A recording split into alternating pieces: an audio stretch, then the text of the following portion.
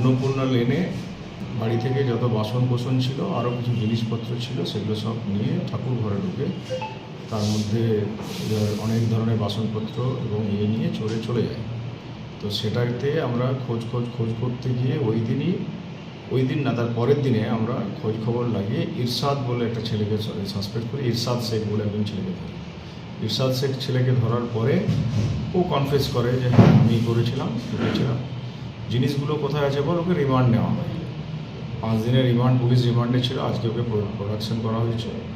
তো ও বলেছিল একটা বড় বস্তার মধ্যে ভরে যা জিনিস ছিল সেগুলোকে জঙ্গলের একটা জায়গার মধ্যে রেখে দিয়েছে।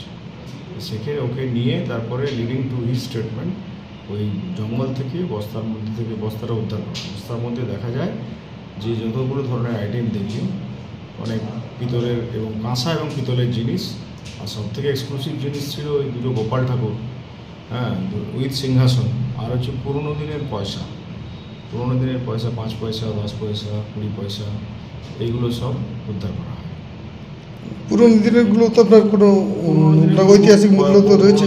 পয়সাগুলো তো গুরুত্ব এখন আছে নাকি বলছে, শুনতে পাচ্ছি যে গুরুত্ব আছে, পয়সাগুলো ভ্যালুয়েবল ধরা হচ্ছে। এর আগে কি সে ক্রাইম করেছে যাকে আপনার? এর আগে ক্রাইম করেছে বলতে সেরকম রেকর্ডেড ক্রাইম আমাদের কাছে নেই, কিন্তু চুরির কেস ওর আগে আছে। কিছুদিন পরে এখানে চুরির কেস করার পর জেলে ছিল, দিয়ে চলে গেছিলো হায়দ্রাবাদ। আবার এই ফিরে আসার পর দিনই, মানে পরশু দিন, তার আগে 26 তারিখে ক্রাইমটা করেছে। ওর কথা অনুযায়ী 24 তারিখে ফিরেছে ওখান থেকে, কাজ করতে হবে না, ফিরে এসেই আবার করেছে। এর আগে চুরির কেস আছে পুরোনো।